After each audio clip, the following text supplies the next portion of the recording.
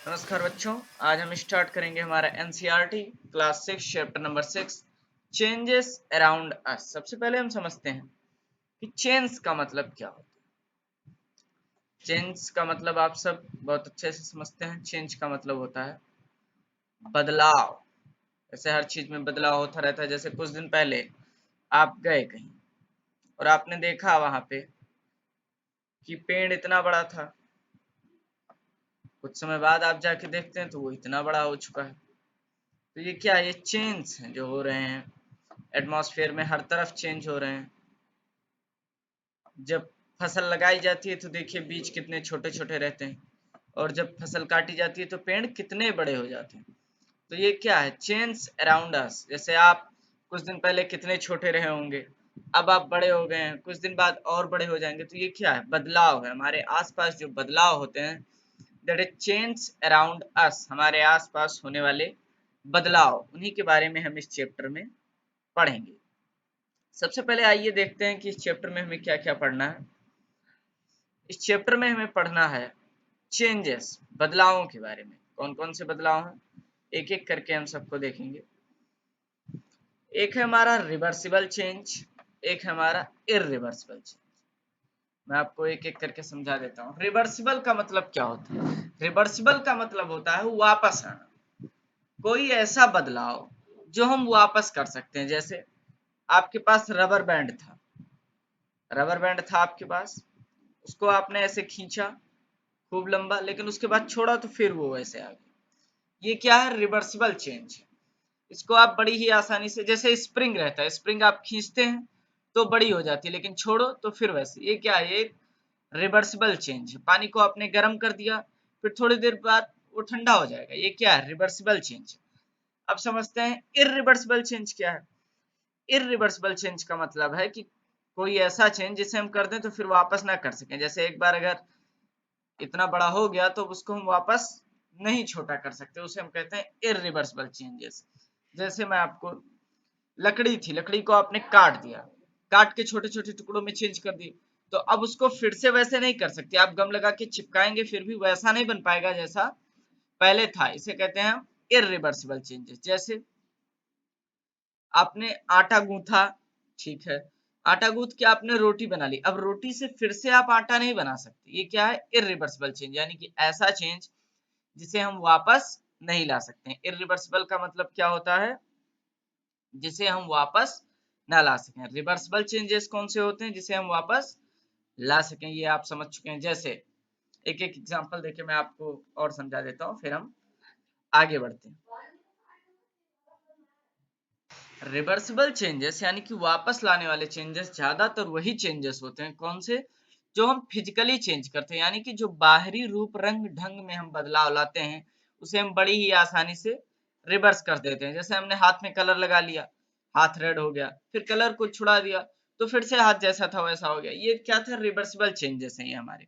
अब कुछ irreversible changes हैं जिन्हें हम बदल नहीं सकते। जैसे दूध से एक बार हमने दही बना लिया, तो दही से फिर से दूध नहीं बना सकती। ये हमारे होते हैं इरिवर्सिबल चेंजेस। जैसे आप बड़े हो गए तो आप फिर छोटे नहीं हो सकते। ये क्या है? Irreversible changes. अब हम आगे बढ़ते हैं और देखते हैं। कॉन्ट्रैक्शन पढ़ना है हमें इसमें। कॉन्ट्रैक्शन का मतलब क्या होता है? सिकुड़ना, किसी चीज को दबाना, कंप्रेशन करना, उसे हम कहते हैं कॉन्ट्रैक्शन। जैसे कि आपके पास रुई का एक ढेर था या गट्ठर था, जैसे आप देख सकते हैं रुई का एक गट्ठर था आपके पास। अब वो इतने बड़े में फैला हुआ था, लेकिन आपने क्या किया कि उसको हर तरफ से पुश किया और दबा के इतने छोटे में कर दिया। तो इसे क्या कहते हैं कि आपने उस चीज को कॉन्ट्रैक्ट कर दिया, मतलब दबा दिया। फिर से आप उसको फैला सकते हैं, आप उसको खींच लेंगे फिर से फैल जाएगा। जैसे आपकी स्प्रिंग होती है, स्प्रिंग को हम क्या कर सकते हैं? जैसे इतनी बड़ी थी, उसको दबा के छोटा भी कर सकते हैं और खींच के लंबा भी कर सकते हैं। तो ये क्या है? कॉन्ट्रैक्शन। कॉन्ट्रैक्शन जो होता है हमारा रिवर्सिबल चेंज होता है, यानी कि जिसे हम दबा देंगे थोड़ी देर बाद उसको फिर से हम वैसा कर सकते हैं अगर करना चाहें तो। अब एक होता है एक्सपेंशन। एक्सपेंशन का क्या मतलब है? कॉन्ट्रैक्शन का जस्ट उल्टा। कॉन्ट्रैक्शन का मतलब था कंप्रेशन, सिकुड़ना, दबाना। एक्सपेंशन का क्या मतलब है? खींचना, फैलाना, तनाव करना, टेंशन क्रिएट करना। इसमें क्या होता है? जैसे स्प्रिंग रखी थी, अब हमने उसको खींच के लंबी कर दी स्प्रिंग। ये क्या है? एक्सपेंशन है। इसको हमने फैला दिया, बढ़ा दिया। तो कॉन्ट्रैक्शन का मतलब है कि छोटा कर दिया, दबा दिया। एक्सपेंशन में क्या होगा, साइज बड़ी हो जाएगी, हमने उसको खींच के लंबा कर दिया।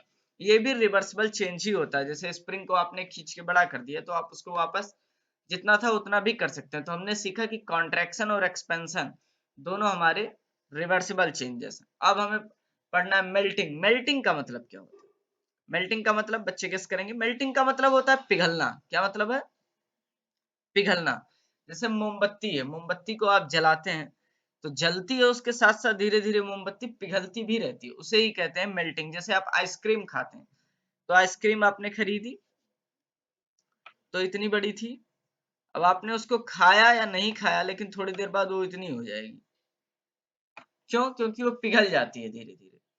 तो उसी को कहते हैं हम मेल्टिंग। मेल्टिंग में क्या होता है कि वो लिक्विड स्टेट में आ जाता है। जैसे पहले सॉलिड था, सॉलिड का मतलब क्या, ठोस।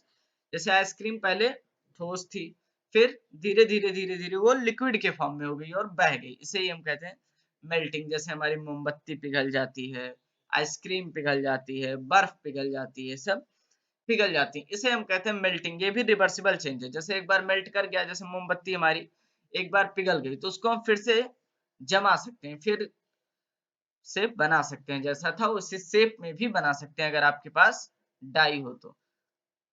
जैसे बर्फ पिघल गई तो आपने फिर से उसको फ्रीज में रख दिया तो फिर वैसे बना सकते हैं। एक प्रोसेस है इवेपोरेशन। इवेपोरेशन का मतलब क्या है? इवेपोरेशन का मतलब होता है कि पानी का भाप बनना। इवेपोरेशन का मतलब है पानी का भाप बनना।